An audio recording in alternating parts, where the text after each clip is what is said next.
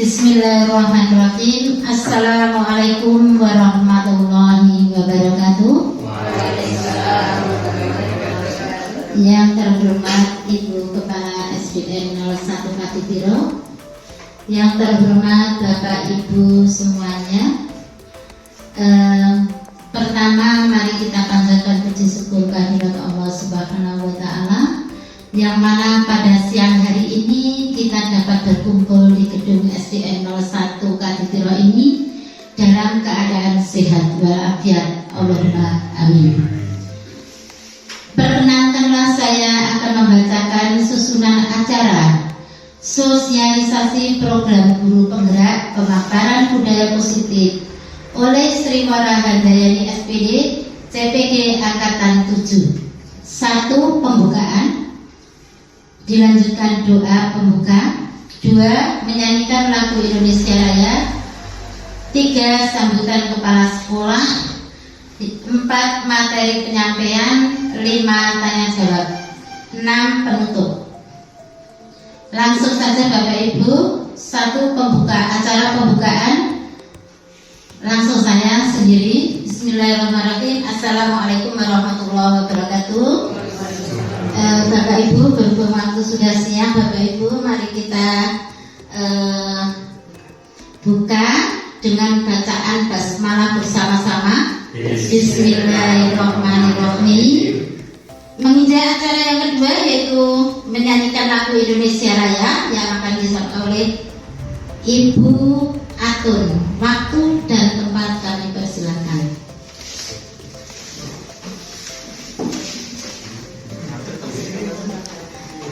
Peserta mohon berdiri.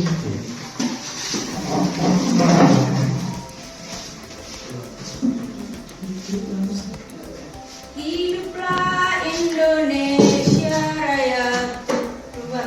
Indonesia tanah airku, tanah tumpah darahku. Di sanalah aku berdiri, jadi pandu ibuku. Indonesia kebangsaanku, bangsa dan tanah airku. Marilah kita berseru, Indonesia bersatu. Hiduplah tanahku, hiduplah negeriku, bangsaku, rakyatku semuanya. Bangunlah jiwanya, bangunlah badannya untuk Indonesia Raya. Indonesia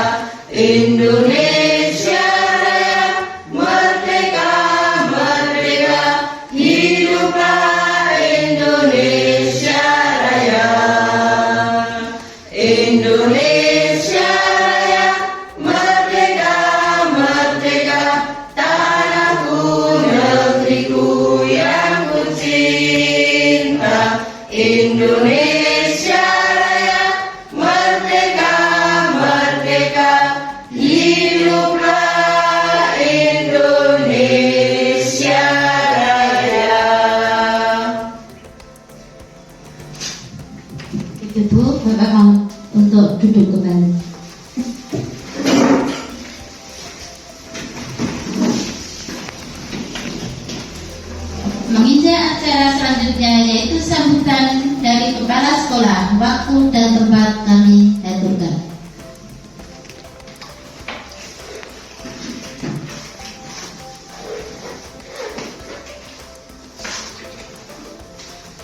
Bismillahirrahmanirrahim. Assalamualaikum warahmatullahi wabarakatuh. Waalaikumsalam warahmatullahi wabarakatuh.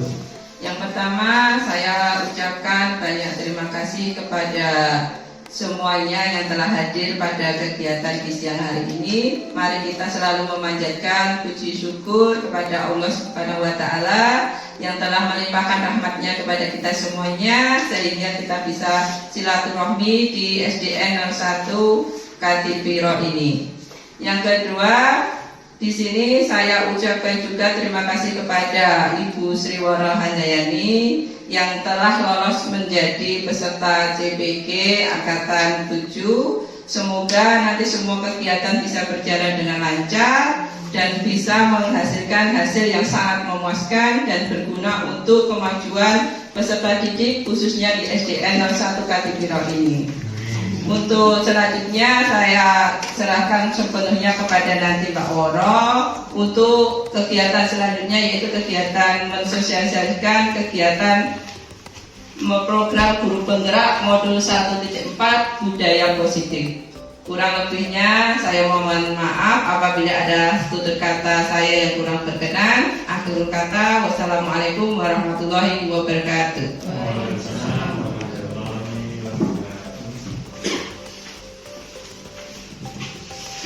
Demikianlah sambutan dari Ibu Kepala Sekolah. Semoga apa yang disampaikan Bapak Ibu dapat mengerti. Acara selanjutnya yaitu materi penyampaian. Waktu dan tempat kami hadirkan.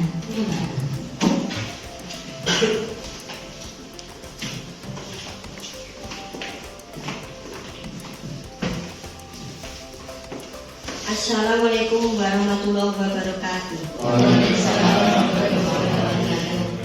Bismillahirrahmanirrahim. Assalamualaikum warahmatullahi wabarakatuh. Alhamdulillah ya. Mohon maaf, saya berdiri di depan ya.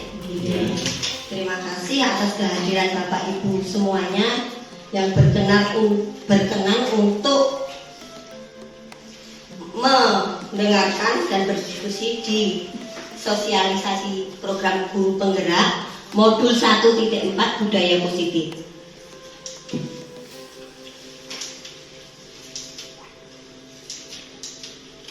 Ya, saya CGP Angkatan 7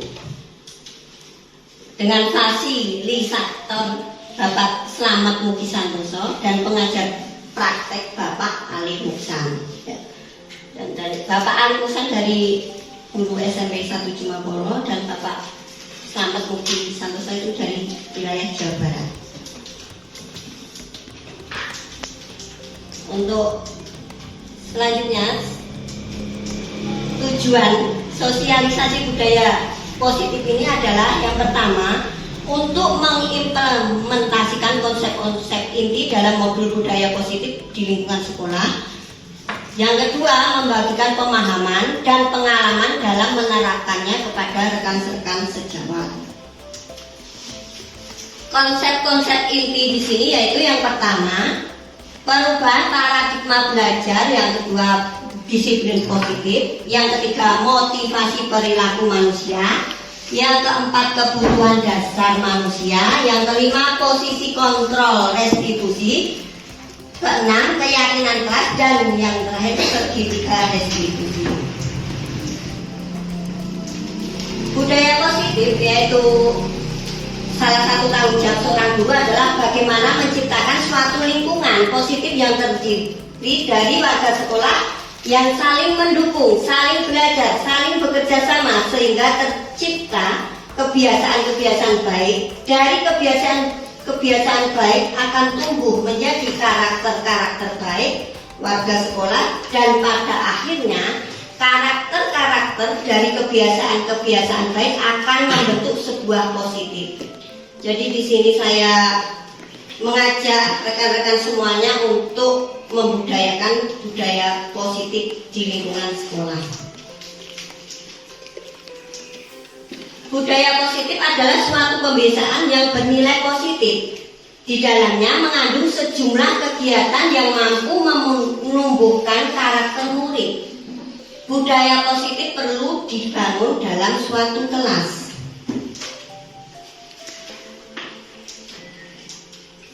Perubahan paradigma teori kontrol atau ilusi kontrol selama ini yaitu yang nomor 1 disiplin positif dan nilai-nilai kebajikan universal. Jadi paradigma atau perubahan paradigma itu selama ini kita terjadi miskonsepsi atau di dalam perubahan paradigma. Yang pertama, ilusi kontrol, ilusi guru mengontrol murid. Jadi kebiasaan kita, dulunya saya itu terbiasa mengontrol murid. Jadi sebelumnya itu salah. Jadi murid itu harus diberi, kita harapkan diberi pendidikan sesuai konsep dari Ki Hajar Dewantara. Yang kedua, ilusi bahwa semua penguatan positif, efektif dan bermanfaat itu belum tentu. Jadi belum tentu semua penguatan positif, efektif dan bermanfaat. Yang ketiga, ilusi bahwa kritik dan membuat orang merasa bersalah dapat menguatkan karakter. Jadi membuat orang merasa bersalah itu dapat menguatkan karakter itu ternyata salah. Jadi malah membuat orang semakin down. Jadi siswa tidak boleh diperlakukan seperti itu. Jadi selama ini saya banyak mengoreksi setelah mengikuti guru penggerak ini, saya itu ternyata banyak salahnya terhadap siswa. Yang keempat, ilusi bahwa orang dewasa memiliki hak untuk memaksa.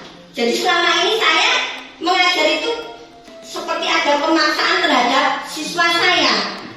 Misalkan, awas kalau tidak mengerjakan nanti dapat hukuman. Seperti itu ternyata salah. Jadi untuk kita terjadinya miskonsepsi itu seperti yang tertuang di dalam ini tadi. Jadi saya merasa bersalah selama ini, ternyata setelah mengikuti guru penggerak itu benar-benar membuka hati saya bahwa memperlakukan siswa itu tidak boleh seperti itu. Makna disiplin dimaknai menjadi sesuatu yang dilakukan seseorang pada orang lain untuk mendapatkan kepatuhan. Nilai-nilai kebajikan universal itu tujuan mulia di sini mengacu pada nilai-nilai atau prinsip-prinsip mulia yang dianut seseorang. Kita namakan nilai-nilai tersebut sebagai nilai-nilai kebajikan virtuous yang universal. Nilai-nilai kebajikan adalah sifat-sifat positif manusia yang merupakan tujuan mulia yang ingin dicapai setiap individu. Nilai-nilai kebajikan yang ingin dicapai oleh setiap anak Indonesia kita kenal dengan profil pelajar Pancasila. Yang pertama yaitu beriman, bertakwa kepada Tuhan Yang Maha Esa dan berakhlak mulia. Itu yang pertama kita tanamkan nilai profil pelajar Pancasila itu yang pertama hal tersebut yaitu. Jadi kita harus menerapkan nilai beriman, bertakwa pada Tuhan Yang Maha Esa dan berakhlak mulia. Di SD sini sudah yaitu setiap untuk istirahat, sebelum istirahat kita adakan doa bersama seperti itu. Yang kedua, mandiri. Jadi kita harus menerapkan siswa mandiri. Tapi kebanyakan siswa itu banyak yang manja. Jadi kita harus merubahnya untuk menjadi yang mandiri. Bernalar kritis. Nah, ketiga, bernalar kritis. Jadi anak harus kita buat berpikir kritis. Jadinya harus kita membuka cakrawala baru untuk menerapkan hal tersebut. Yang keempat, berkebinekaan global. Artinya harus kita saling menghargai walaupun beda suku, agama, budaya. Yang kelima, bergotong royong, yaitu kerjasama. Yang keenam, kreatif. Nah, sebisa mungkin dalam kelas kita harus bisa mengkreatifkan anak, ide-ide anak kita munculkan untuk anak berkreatif. Disiplin positif adalah proses pembelajaran. Disiplin positif merupakan pendekatan mendidik anak untuk melakukan kontrol diri dan pembentukan kepercayaan diri. Sekarang banyak anak-anak atau siswa kita itu kurang kontrol diri dan kurang percaya diri. Jadi kita harus membangun agar siswa murid kita untuk punya kontrol diri dan pembentukan kepercayaan diri. Motivasi perilaku manusia. Motivasi perilaku manusia itu ada teori motivasi, hukuman, dan penghargaan. Ada 3 motivasi perilaku manusia. Yang pertama, manusia berperilaku itu yang pertama untuk menghindari ketidaknyamanan atau hukuman. Siswa murid kita pernah melakukan tersebut, bahkan berat dihukum seperti ini, biar tidak dihukum seperti ini gitu. Jadi itu banyak yang melakukan. Yang kedua, untuk mendapatkan imbalan atau penghargaan dari orang lain. Kira-kira anak biasanya semangat kalau mendapatkan hadiah, imbalan. Nah, sepertinya itu juga kurang efektif ya. Yang ketiga ini, untuk menjadi orang yang mereka inginkan dan menghargai diri sendiri dengan nilai-nilai yang mereka percayakan. Jadi motivasi yang ketiga ini yang paling bagus karena dari dalam diri siswa. Siswa tidak terpaksa dan tidak takut hukuman dan tidak ingin mendapatkan imbalan karena dari dalam diri. Hukuman dan penghargaan. Hukuman diberikan jika diberikan tugas namun tidak dikerjakan. Banyak nih, banyak seperti itu siswa ya. Sehingga layak mendapat hukuman. Sedangkan penghargaan diberikan jika tugas yang diberikan dikerjakan sesuai petunjuk. Sehingga layak diberikan penghargaan untuk memotivasinya agar melakukan tugas lebih baik. Akhirnya bila itu diterapkan, anak-anak nanti seakan-akan tidak ikhlas, pengen karena ada sesuatu, ada alasan. Tapi kalau yang karena motivasi dalam diri itu, anak akan terbiasa walaupun tidak diperintah, tidak diberi hadiah, tidak dihukum, dia tetap melaksanakan.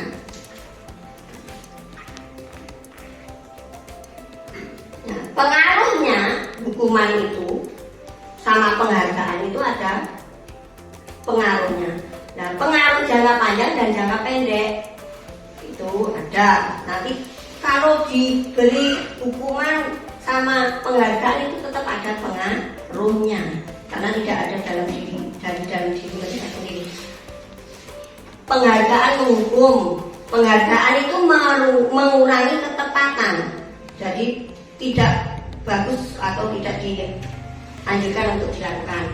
Penghargaan juga tidak efektif, penghargaan juga merusak hubungan. Akhirnya kenapa?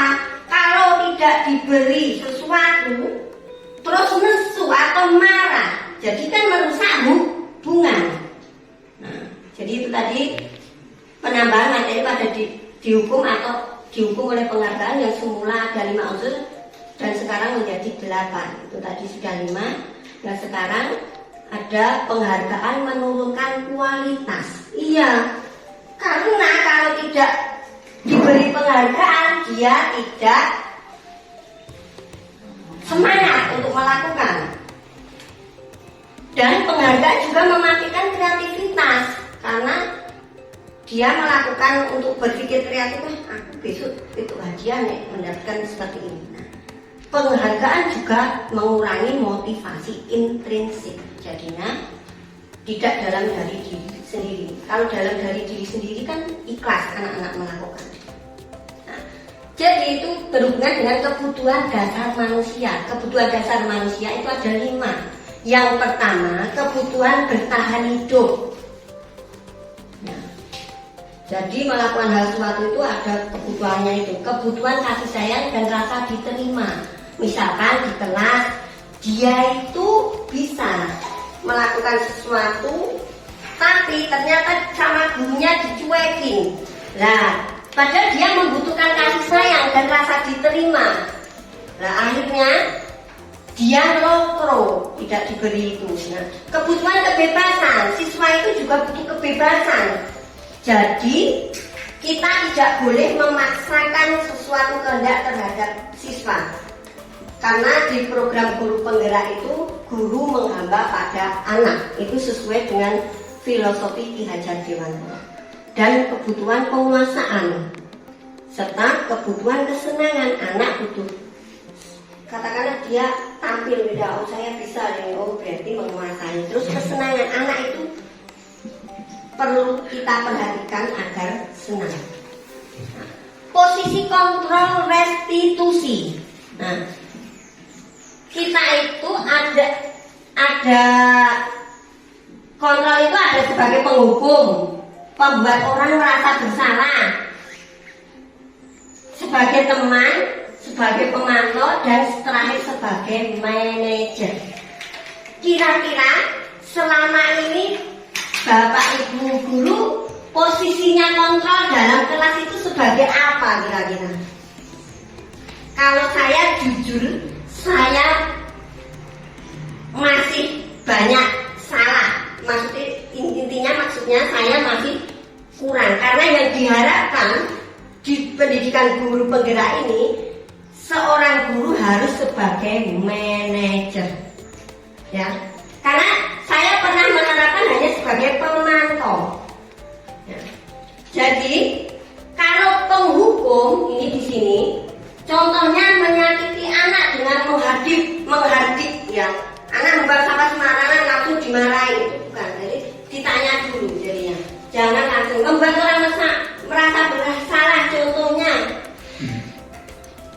kamu seharusnya sudah tahu kalau ibu itu sudah capek lelah mengajar. Itu membuat anak merasa bersalah, itu tidak dianjurkan juga untuk sebagai teman, menyebabkan ketergantungan kalau sebagai teman. Untuk sebagai pemantau, tiba-tiba kalau ada anak melakukan kesalahan atau kegilapan, itu langsung tanya apa peraturannya gitu.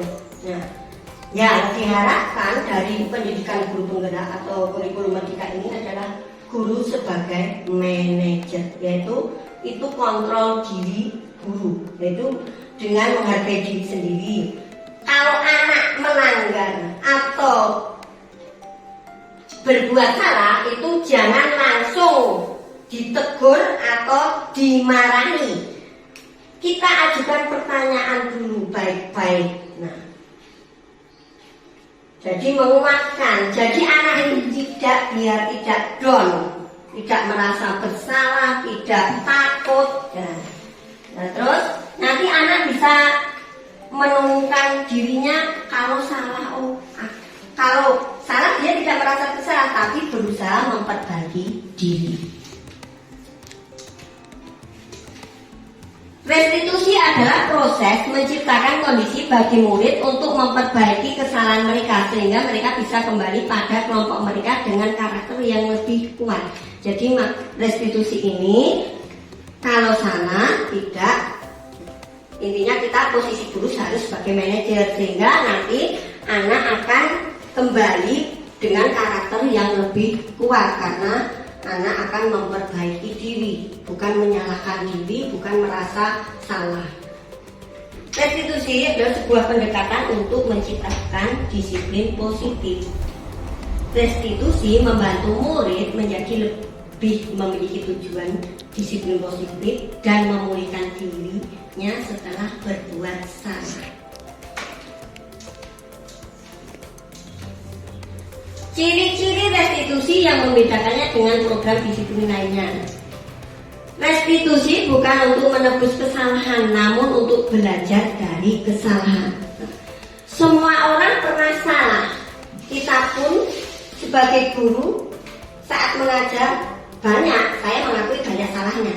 Nah, jadi kalau siswa kita melakukan kesalahan itu wajar.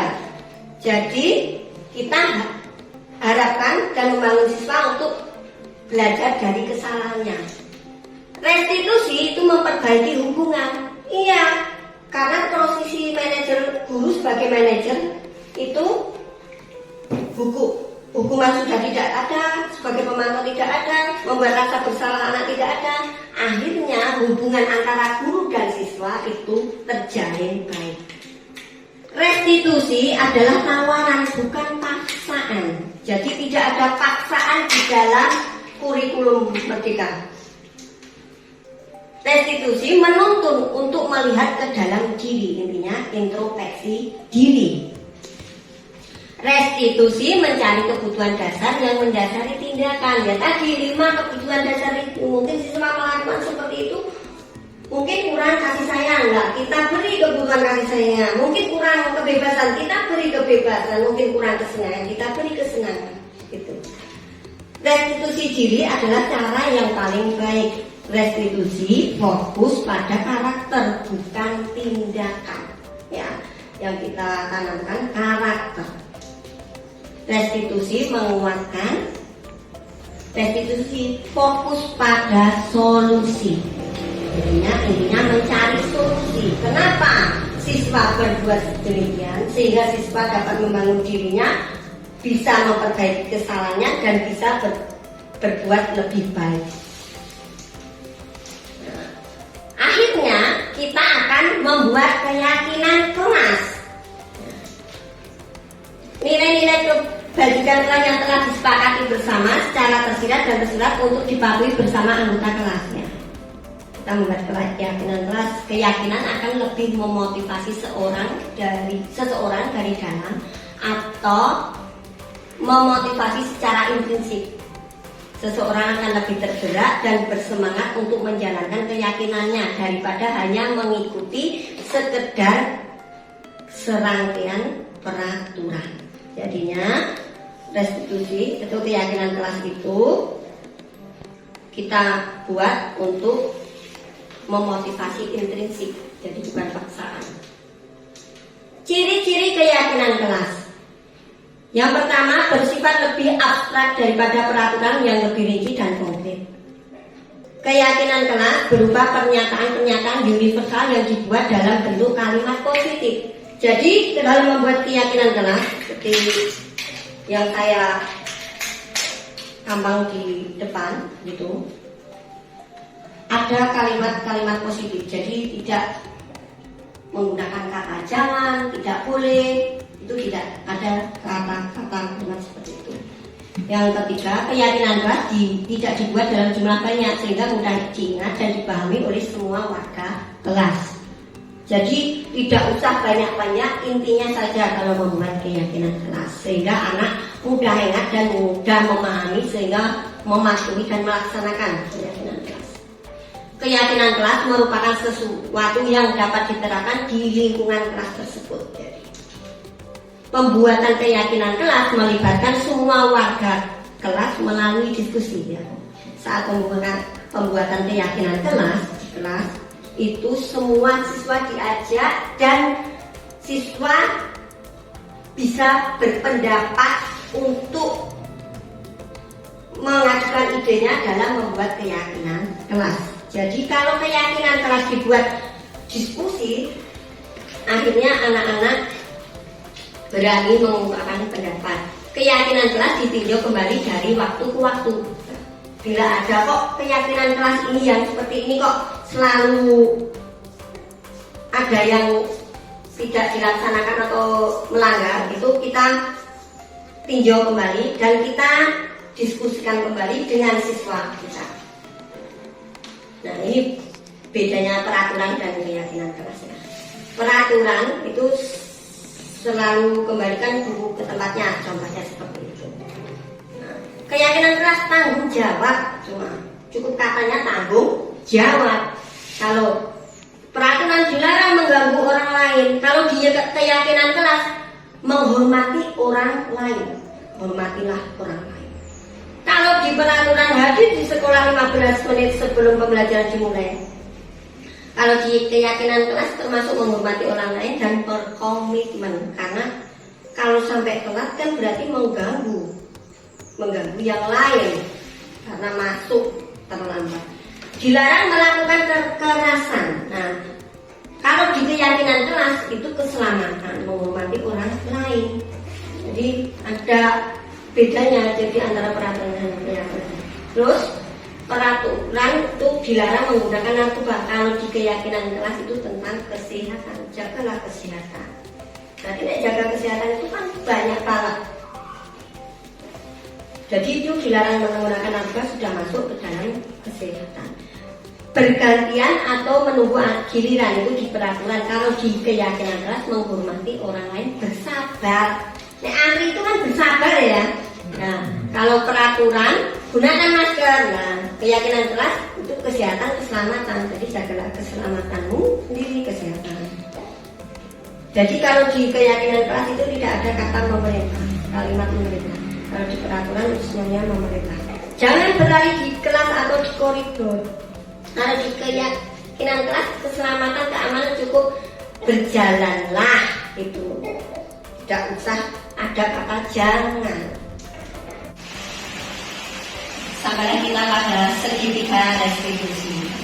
Langkah-langkah dalam segitiga restitusi yang pertama itu adalah menstabilkan identitas. Jika ada siswa yang melanggar atau tidak melaksanakan keyakinan kelas, ya kita stabilkan identitasnya dulu dengan kita tanyakan atau kita beri masukan. Setiap orang pasti pernah melakukan kesalahan. Kamu bukan satu-satunya orang yang pernah melakukan ini. Jadi kita tidak membuat anak merasa bersalah. Langkah yang kedua yaitu validasi kebutuhan. Validasi kebutuhan. Anak melakukan sesuatu hal yang tidak mematuhi keyakinan kelas. Jadi anak pasti mempunyai kebutuhan yang tidak terpenuhi, yaitu sesuai tadi ada 5 kebutuhan dasar. Mungkin anak kurang bebas atau belum terpenuhinya kebutuhan akan kebebasan atau kebutuhan akan kesenangan dan kebutuhan yang lain. Jadi kita tanyakan, kamu pasti punya alasan mengapa melakukan hal itu, seperti itu katanya. Jadi kita tahu kebutuhan anak, mengapa sampai terjadi pelanggaran di dalam kesepakatan kelas yang telah dibuat. Setelah itu langkah ketiga yaitu menanyakan keyakinan. Dari yang keyakinan atau kesepakatan kelas yang dibuat itu kita tanyakan nilai-nilai apa yang telah disepakati dan nilai-nilai apa yang telah tidak dilaksanakan oleh anak tersebut. Jadi anak nanti merasa dirinya untuk bisa memperbaiki diri dan tidak melakukan hal tersebut. Dan anak ditanya misalkan kamu ingin menjadi orang seperti apa, seperti itu. Jadi dalam kegiatan langkah-langkah ketiga dan itu guru menghadapi siswa itu dengan ketiga langkah-langkah tersebut, dan siswa tidak akan merasa bersalah, tidak akan merasa dihukum. Jadi dia melakukan perbaikan dengan kesadarannya sendiri, sehingga nanti akan terbiasa lama-lama budaya positif akan tercipta. Segitiga restitusi berpengaruh positif terhadap seseorang yang sudah melakukan kesalahan dan menganggap dirinya adalah orang yang gagal. Jadi ini berpengaruh positif bagi orang yang melakukan kesalahan. Jadi tidak ada rasa bersalah. Jadinya yang pertama, menjadi orang yang menyadari semua kesalahan yang dilakukannya dan dengan penuh keyakinan berupaya untuk tidak mengulangi kesalahannya. Jadi kalau kita terapkan segitiga restitusi, jadi anak akan menyadari semua kesalahan dan tidak akan mengulanginya. Yang kedua, dia sadar betul bahwa kesalahan yang dilakukannya karena ada kebutuhan yang untuk saat itu tidak terpenuhinya. Nah, tadi ada 5 kebutuhan dasar manusia. Yang pertama tadi apa? Tadi kebutuhannya ada 5 ya. Pertama kebutuhan kasih sayang, kebutuhan tahan hidup dan seterusnya. Yang ketiga, dia meyakini jika dia mengulangi perbuatannya menyimpang kembali dilakukannya, maka selamanya ia akan rugi karena tidak ada orang yang respect terhadap dirinya. Akhirnya dia sadar dengan dirinya dan tidak berusaha tidak mengulangi perbuatan yang sama.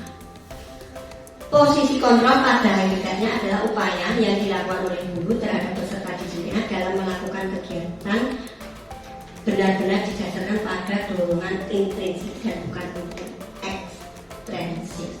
Jadi kalau kegiatan yang didorongkan pada dalam diri hatinya, dalam diri sendiri, itu akan menetap dan selalu diingat anak. Terima kasih, akhirnya telah selesai pemaparan hari ini. Apabila ada salah kata, saya mohon maaf yang sebesar-besarnya. Waktu dan tempat saya kembali.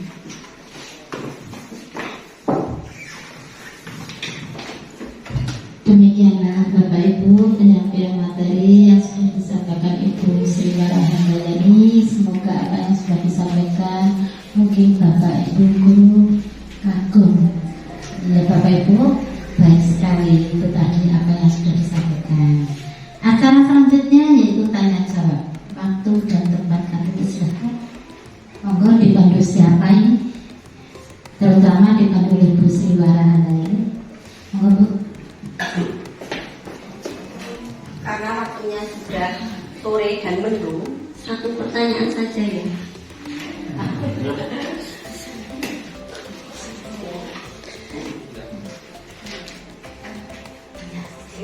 Bumi, monggo.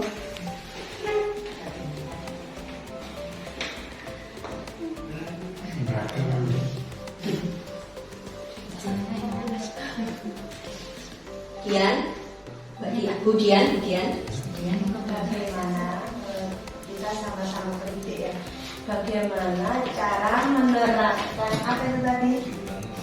Bagaimana cara menerapkan segitiga restitusi itu di dalam kelas? Indikasinya saja, beri contoh konkretnya saja. Terima kasih.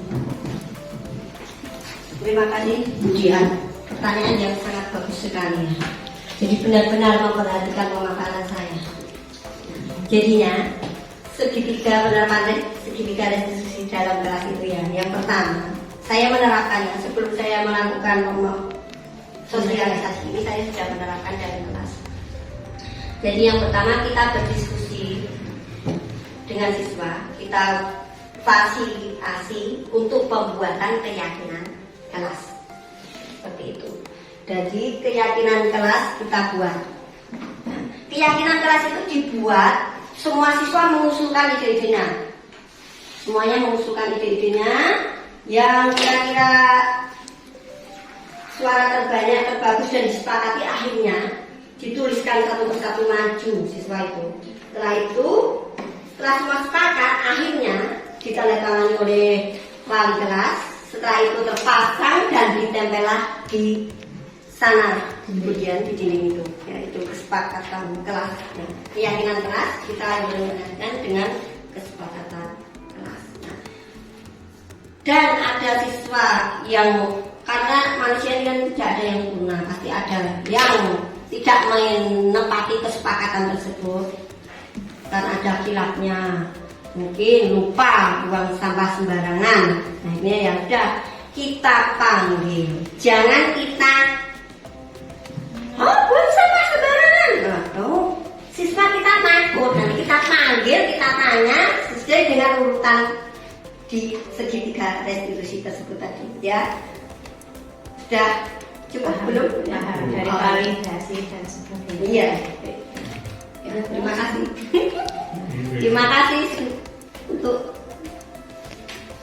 pertanyaan Mbak Dian, dan saya kembalikan kepada moderator. Mungkin Mbak Dian sudah puas. Kalau belum puas nanti tanya di akhir sesi nanti. Acara selanjutnya yaitu penutup. Berhubung waktu sudah sore, Bapak Ibu, mungkin dari susunan acara ini sudah satu persatu sudah saya sampaikan. Apabila ada kata-kata yang salah dari saya sebagai protokol, saya minta maaf yang sebesar-besarnya.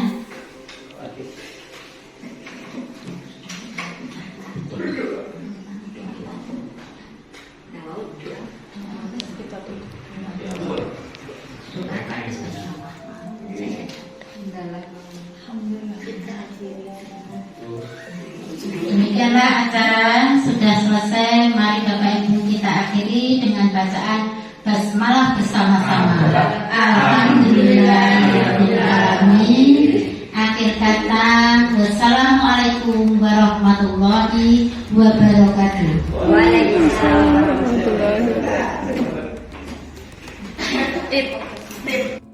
Assalamualaikum warahmatullahi wabarakatuh.